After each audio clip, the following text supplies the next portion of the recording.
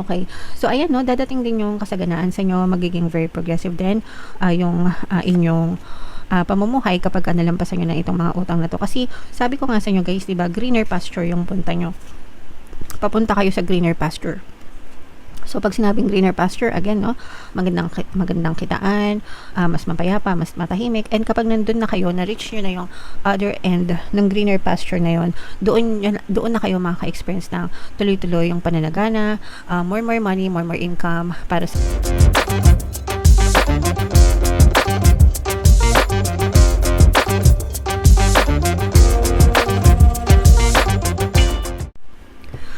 Hello guys, hello Taurus, welcome back to Pinay Pixie Tarot. Ang pamagat ng episode natin for tonight is Money Come to Me. Ito yung ating money reading guys para ngayong March para sa Taurus, Sun, Moon, Rising Sign, and Venus.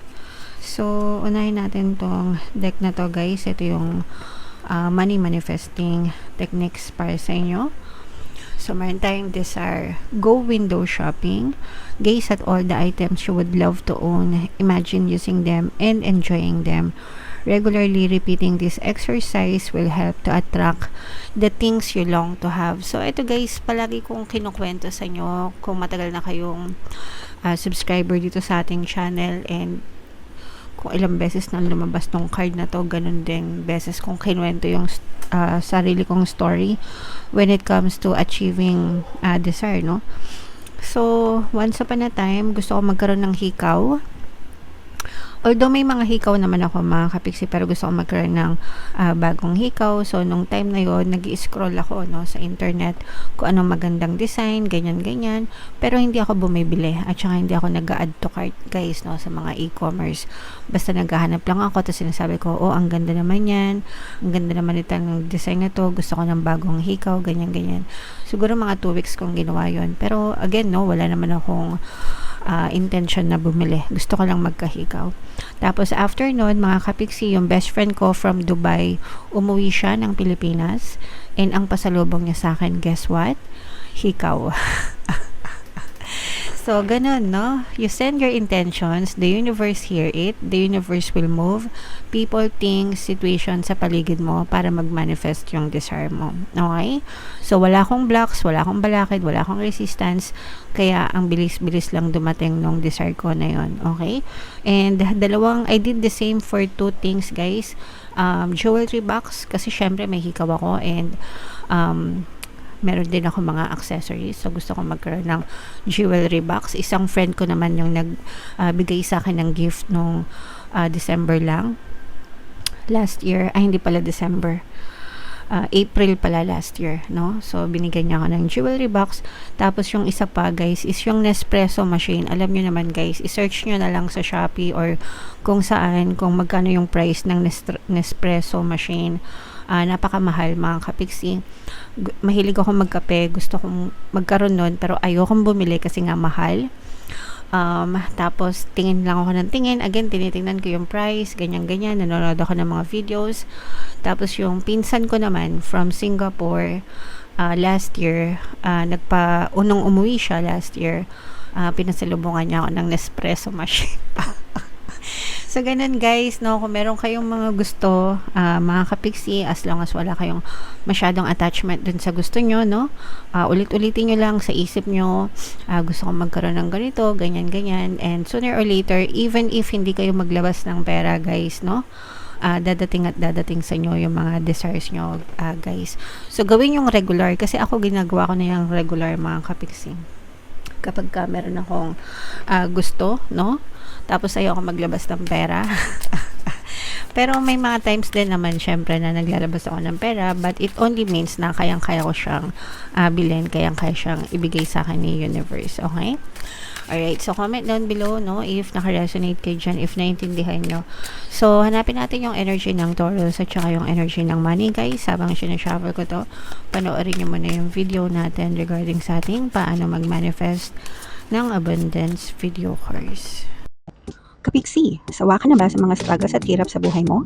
Masipag ka ba at masikap sa buhay ngunit hindi ka pa rin umaasenso? Ilang beses ka na bang nag-attempt magnegosyo at mag-invest pero palagi ka pa rin nalulugi? Sa pagkakataon na ito ay maaaring may subconscious beliefs ka na nagiging balakid sa iyong pag-unlad at pagyaman.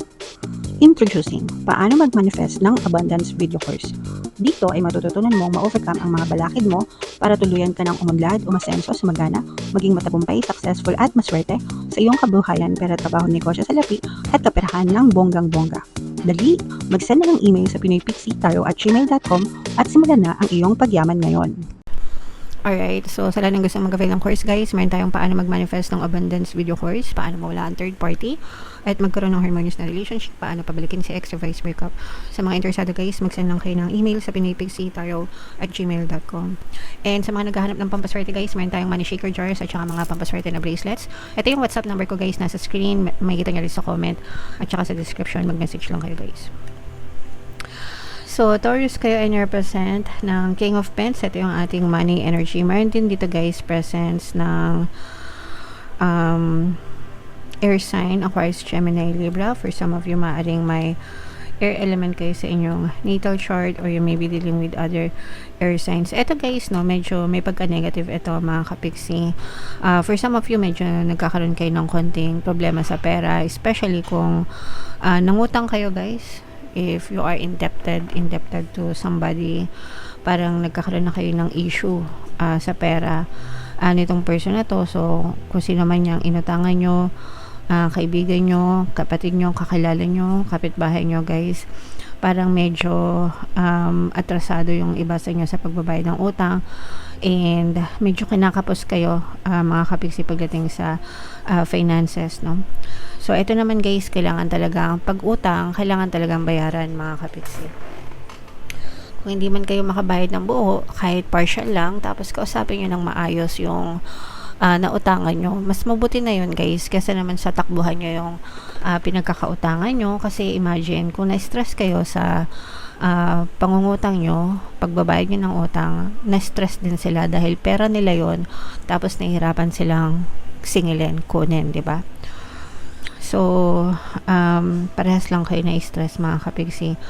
And, yeah, so kausapin nyo ng mabuti, makapag-compromise guys, kung ito yung makaresonate sa mga kapiksi natin may utang. And you have to stretch a little bit mga kapiksi, no? Kailangan nyo talagang maghanap ng extrang pagkakakitaan guys, no? Mag-buy and sell kayo, ibenta nyo iba yung gamit para lang makabayad kayo sa utang or whatever mga kapiksi, mag-part-time kayo, di ba? Kailangan yun na stretch nyo yung paraan para makabayad kayo sa mga pinagkakautangan nyo. So that's the only way guys, alright? Now, on the positive side naman, maaaring makahanap kayo ng mga solusyon and maaari din kayo makahanap ng pagkakakitaan. So, itong mahanap nyo, it's either bagong trabaho siya or bagong source of income, guys. Pero this will bring greener pasture sa inyo. Ito, guys, parang meron kayong ina-experiment, parang meron kayong mga tinatry, no? So, may mga tinatry kayo. Pwedeng buy and sell, pwedeng online selling, or kahit ano guys. Kung saan kayo komportable guys. Ang importante is, itong tinatry nyo guys, kapag ito'y nagtuloy-tuloy, greener pasture ang dala-dala nito. Pag sinabing greener pasture, mas magandang kitaan, mas magandang daloy ng pera, mas panatag, mas payapa, hanggang sa makabayad kayo ng utang nyo mga kapiksi. So, dadating ang solusyon sa inyo guys. At saka meron din naman kayong mga pamilya na maaaring makatulong sa inyo. Tulong-tulong guys, no? Kung nahihirapan kayo mag-isa, lumapit kayo sa pamilya nyo, lumapit kayo sa mga taong handang sumuporta sa inyo hanggang sa makaahon ulit kayo mga kapiksi. And kapag nakaahon naman na kayo, wag nyo naman din kalimutan yung mga taong tumulong sa inyo ng panahon na kailangan nyo guys. Okay? Alright. So, tiis-tiis guys, swak na swak sa inyo yung kasabihan na hanggang maiksi ang kumot, magtiis mo ng mamaluktot. Pag mahaba na't malapad guys, tsaka tayo mag-unat-unat mga kapiksi. Alright? Okay. So, ayan, no, dadating din yung kasaganaan sa inyo, magiging very progressive din yung inyong pamumuhay kapag nalampasan nyo na itong mga utang na to. Kasi, sabi ko nga sa inyo guys, diba, greener pasture yung punta nyo. Papunta kayo sa greener pasture.